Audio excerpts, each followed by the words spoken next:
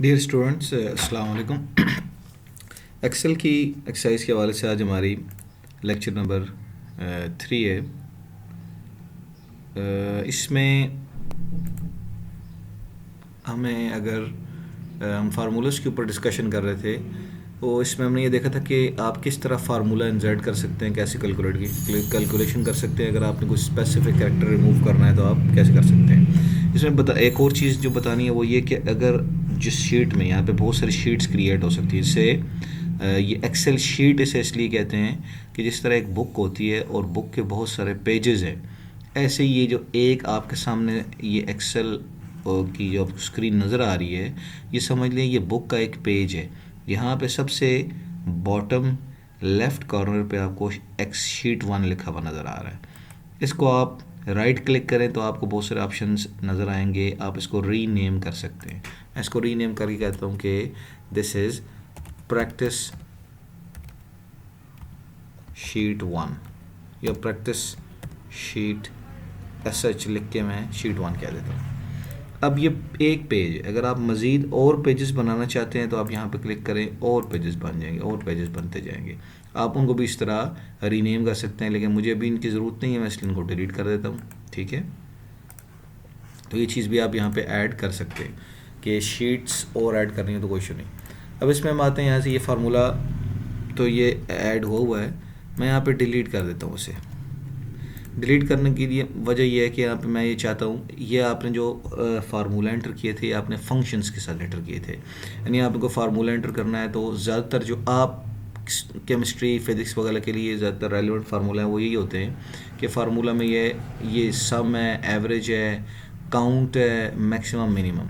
अब हम थोड़े से तो फार्मूले थोड़े से कॉम्प्लेक्स देख लेते हैं। इस पर सिंपल भी देख लेते हैं कि अगर आपने ऐसे फार्मूले लिखने हैं जिसमें जस्ट इन दो सेल्स को माइनस करके एक नई वैल्यूज आती है, ठीक है, तो वो बहुत आसान है। मसलन this cell minus, directly minus करके दिस सेल इक्वल्स, ठीक है, तो आपके पास एक वैल्यू आ जाएगी। क्योंकि यहाँ पे बताया हुआ कि वैल्यू नहीं है, एक डॉलर साइन है जिसकी वजह से कैलकुलेशन ठीक नहीं होगी, तो हम क्या करते हैं कि इसको ख़त्म कर देते हैं और ये लिख देते हैं। ठीक है, हमारे पास जो रिज़ल्ट आ जाएगा वो 3 आना चाहिए।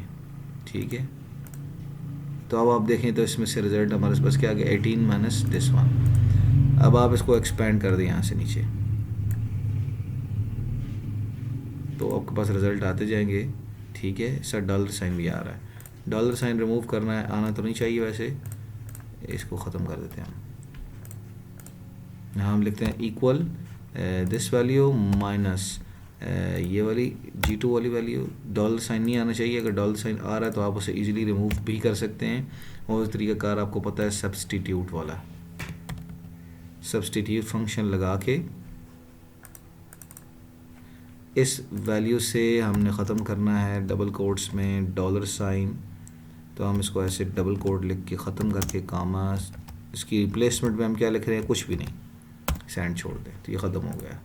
आप इसको एक्सपेंड कर दें यहाँ से यहाँ तक, हमारे पास रिज़ल्ट आ जाएगा। इसको मज़ीद इस तरह इसको भी एक्सपेंड कर दें, तो ये आपके पास विदाउट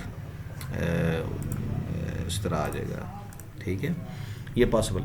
ये हमने डायरेक्टली, अगर आपने फार्मूला गिवन नहीं है लेकिन आपने दो सेल्स को माइनस करना है, इन दोनों की वैल्यूज़ को प्लस करना है तो प्लस भी कर सकते हैं, दो वैल्यूज़ को मल्टीप्लाई करना है तो आप इस तरह, यहाँ मैंने माइनस लिखा है, मल्टीप्लाई कर सकते हैं, डिवाइड कर सकते हैं, ये आप आसानी से यूज़ कर सकते हैं। इसके बाद आ जाते हैं कि फंक्शंस, कुछ थोड़े से ऐसे फंक्शंस जो कॉम्प्लेक्स है ज़रा। मसलन जैसे आप ये चेक करना चाहते हैं, इसे आप कहते हैं इफ़ के फंक्शन, कंडीशनल फंक्शन। मैं ये चेक करना चाहता हूँ कि इस पूरे कॉलम के अंदर जो 3 है वो कितनी दफ़ा आया है। ठीक है, तो मैं ये अगर काउंट करना चाहता हूँ तो ये कैसे काउंट होगा। इसके लिए फंक्शंस थोड़े से कॉम्प्लेक्स हैं, वो भी देखते हैं।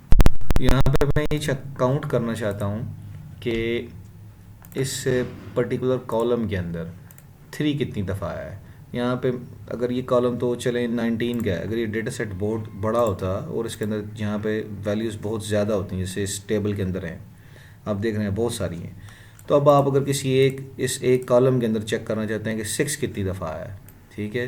तो आप क्या करें, यहाँ पे फार्मूला में फॉर एग्जांपल कोई एक रैंडम सेल है, मैं यहाँ लिख रहा हूँ। आपके लिए अगर कोई स्पेसिफिक सेल है तो आप उसमें भी लिख सकते हैं, मैं जस्ट किसी एक सेल में लिख रहा हूँ। यहाँ मैंने चेक करना है कि 3 की अकरेंस कितनी है, तो मैं फार्मूला लिख देता हूँ। वो काउंट चेक करना है, काउंट 3 को काउंट करना ना आपने। तो यहाँ पे आप पहले ये हेडिंग बना लें, काउंट 3। उसके बाद यहाँ मैं फार्मूला लिखूँगा, और वो किस सेल पे लग रहा होगा, वो लग रहा होगा इस सेल के ऊपर, ये n वाले सेल के ऊपर। तो मैं इसके लिए यहाँ पे यहाँ जहाँ फार्मूला लगाना है पहले उधर क्लिक किया, और क्लिक करने के बाद फार्मूला वाली टैब में जाके मैंने इक्वल साइन लगाया, और उसके बाद एक फंक्शन आता है काउंट इफ़।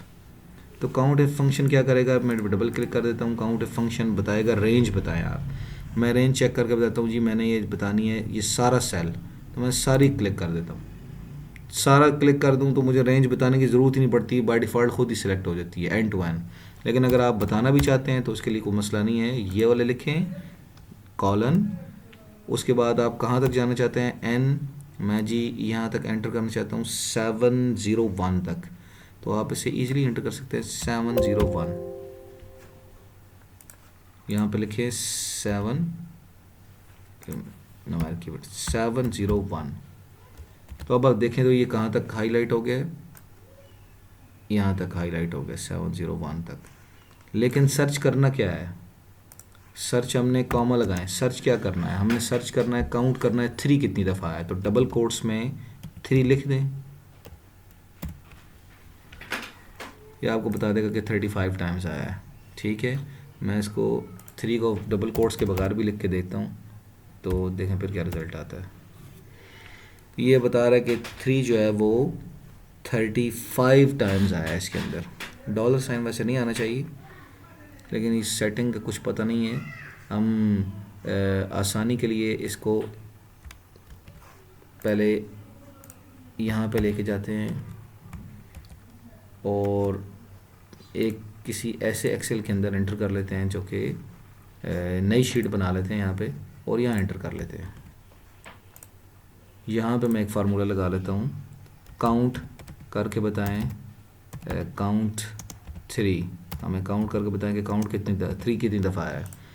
तो यहाँ पे फार्मूला मैंने यहाँ पे क्लिक किया, यहाँ पे मैं गया इस जगह पे इक्वल साइन काउंट इफ़, और काउंट इफ़ के बाद मैंने रेंज बताई।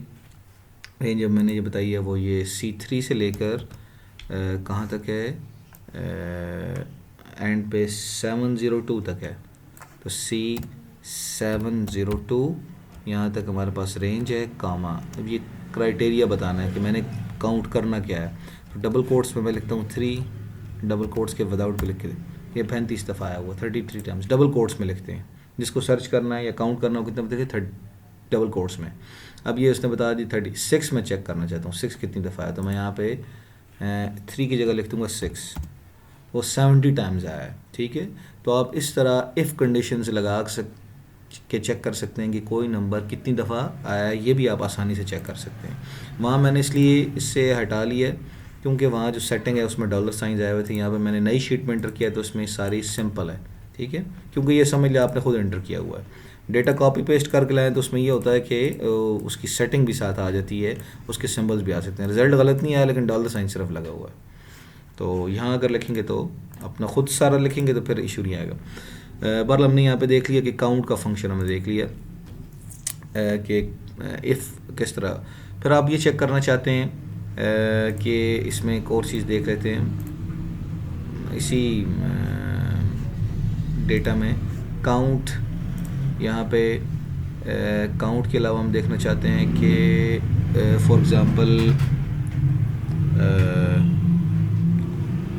कंडीशन की बेस पे अगर हम पास फेल करना चाहते हैं, जैसे ये एक थोड़ी कम्प्लेक्स एग्जांपल हो जाएगी। अगर आपको ये एग्जांपल समझ आ गई तो समझें कि आपने फार्मूला आपके लिए लगाना इशू नहीं है। ठीक है, आपके पास एक डेटा है, यहाँ पे ये डेटा है हमारे पास, ये तैयार कैसे हुआ है इसको फ़िलहाल हम किसी जगह पे इसको कॉपी कर लेते हैं, इसको कॉपी कर लेते हैं। ये आप एक एक्सेल शीट हम इसको कॉपी करके एक नई शीट में ले जाते हैं।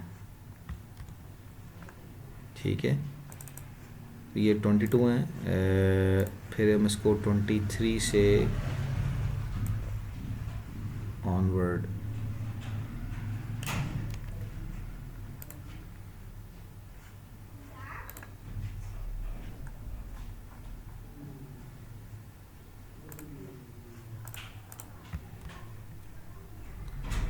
uh, 44 तक सपोज ये डेटा है हमारे पास और हमने इस डेटा के ऊपर एक नई वैल्यू भी इंसर्ट कर लेते हैं. इंसर्ट एक सेल डाउन कर लेते हैं इसे, यहाँ पे हम इंसर्ट कर लेते हैं इंसर्ट 1 सेल डाउन. तो एक नए सेल पे आ गए. हम ये चाहते हैं कि जिनके मार्क्स 25 पहले काउंट कर लेते हैं कि इनका ओवरऑल स्कोर कितना है. ठीक है, तो मैं इनकी वेटेज बना लेता हूँ.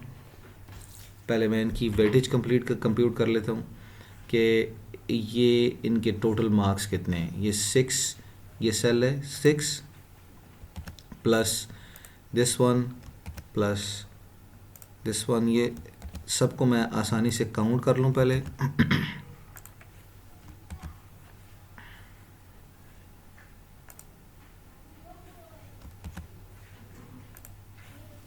मेरे पास एक रिज़ल्ट आ गया. मैं सपोज़ ये कहता हूँ कि जिनके मार्क्स 60% 60 से नीचे हैं, बिलो 60 हैं, तो वो शो होने चाहिए उनके आगे. यहाँ पे आगे 60 से बिलो वालों के आगे शो होना चाहिए F, यानी वो फेल है. और 60 से अबव वाले उनके आगे शो होना चाहिए पास. ठीक है, तो अगर आप इस तरह की इफ़ कंडीशन लगाना चाहते हैं तो ये काफ़ी कॉम्प्लेक्स है. अगर आपको ये समझ आ जाती है तो समझ लें कि आपको फार्मूले इफ़ लगाना बहुत ईजी हो गया. बस ये एक एग्जांपल हम कर लेंगे तो हमारी इफ़ क्लियर हो जाएगी. हम ये एक देख लेते हैं एग्जांपल.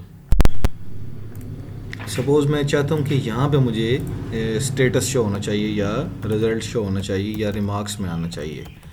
रिमार्क्स लगाता हूँ. यहाँ मुझे रिज़ल्ट शो कि ये पास है या फेल. ठीक है, तो इसको पहले मैं एक्सपेंड कर दूं आगे ताकि मुझे सारे स्टूडेंट्स के मार्क्स पता चल जाएं. 44 के पता चल जाएं.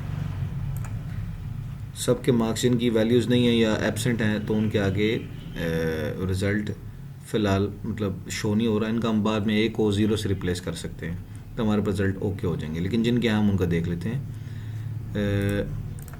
इसमें अब रिमार्क्स में ये आना चाहिए पास या फेल. ठीक है, मैंने अब क्राइटेरिया बताया कि 60 से अबव वाले फॉर एग्जांपल पास होना चाहिए और 60 से बिलो वाले फेल. तो यहाँ मैं इक्वल लगाऊंगा. लिखते हैं इफ़ कंडीशन.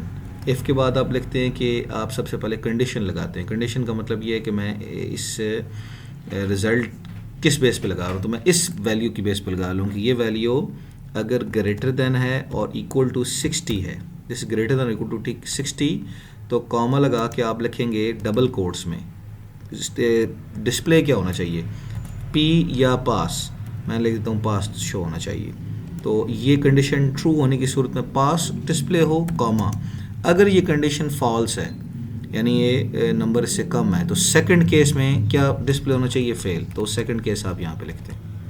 ठीक है, यानी मैंने इफ़ कंडीशन लगाई है, इफ़ लिखा है, इफ़ के बाद मैंने ब्रैकेट लगा के पहले कंडीशन लिखी है, कॉमा लगाया है. कंडीशन के ट्रू होने पे क्या होना चाहिए, पास होना चाहिए. कॉमा लगा के अगर कंडीशन फॉल्स है तो क्या होना चाहिए, फेल. तो ये दोनों चीज़ें डबल कोट्स में लिखी हैं. अब देख लें यहाँ पे क्या शो हुआ है, पास शो हुआ है. इसको मैं मज़ीद एक्सपेंड करूँ, यहाँ पे लेके आऊँ तो ये स्टेटस देख लें फेल शो हुआ है. क्योंकि यहाँ पे क्या है फार्मूले में 60 से ग्रेटर या 60 के इक्वल. तो यहाँ पे देख लें कंडीशन फॉल्स है क्योंकि ये 60 से बिलो है तो सेकंड केस चल गया है. अगर यहाँ पे मैं लिखता हूँ फॉर एग्जांपल 0, इधर भी लिखता हूँ 0, इधर भी लिखता हूँ 0, इधर भी लिखता हूँ 0, तो अब ये रिज़ल्ट मेरे पास इसका स्टेटस क्या आएगा, फेल. नेक्स्ट आएगा पास पास. ठीक है, तो मैं इसको अगर एक्सपेंड करता जाऊँ तो फार्मूला मुझे ये सारी कैलकुलेशन इजीली करके दे देगा. तो अब अगर आपके पास रिज़ल्ट कंप्यूट करना है, आपके पास डेटा शीट इस तरह बनी हुई है तो बहुत इजीली आप उनके कंडीशंस लगा के मार्क्स कंप्यूट कर सकते हैं. पास फेल आप डिस्प्ले करवा सकते हैं एक्सेल के अंदर. ये बहुत इजी है, इसमें कोई इशू नहीं है. ठीक है, अब आपको इफ़ लगाना भी आ गया है कि इफ़ कंडीशन. इसमें बहुत सारे फार्मूले हैं, मतलब कोई एक फार्मूला नहीं, बहुत सारे फार्मूले हैं. यहाँ पे देख लें तो इतने फार्मूले हैं कि अगर आपको कोई टन्स ऑफ वीडियोस भी मिल जाए तो शायद, मतलब इसमें बहुत सारे फार्मूले हैं. यहाँ ऑटो सम के अंदर 5 हैं, रिसेंटली यूज़ में तो कुछ आ जाते हैं, फाइनेंशियल के अंदर बहुत सारे हैं, लॉजिकल टेक्स्ट में डेट एंड टाइम. ठीक है, सारे फार्मूले आपके काम के होते भी नहीं. यहाँ पे मोर फंक्शंस में बहुत सारे हैं. ठीक है, तो ज़्यादातर जो यूज़ होते हैं वो यही होते हैं, सम, एवरेज, काउंट, मैक्स, मिनिमम, या फिर इफ़ कंडीशंस जैसे मैंने बताई हैं। तो वो जो आपके यूज़ किए हैं या पेपर के पॉइंट ऑफ व्यू से इंपॉर्टेंट है वो मैंने आपको फार्मूले बता दिए हैं। अगर आपको इसके अलावा और फार्मूले ज़रूर पढ़ सकते हैं तो आप इंटरनेट पे इजीली सर्च कर सकते हैं कि फार्मूले कैसे सर्च होते हैं। फॉर एग्जांपल यहाँ पे इंटरनेट पे आप लिखते हैं एक्सेल फार्मूला। अब वो जो फार्मूला आपने कंप्यूट करना है जो जिस पर्पज़ के लिए वो आप यहाँ लिख सकते हैं एक्सेल फार्मूला फॉर जिस पर्पज़ के लिए परसेंटेज, फॉर एग्जांपल। तो आपको यहाँ विद एग्जांपल ये शो कर देगा कि परसेंटेज के लिए कैसे कंप्यूट करते हैं, एक्सेल फार्मूला फॉर परसेंटेज। तो आपको जो फार्मूले चाहिए आपको इस तरह रन टाइम पे इजीली आपको वो मिल भी सकते हैं, आप यूज़ भी कर सकते हैं। ठीक है, बाकी अगली क्लास में इंशाल्लाह।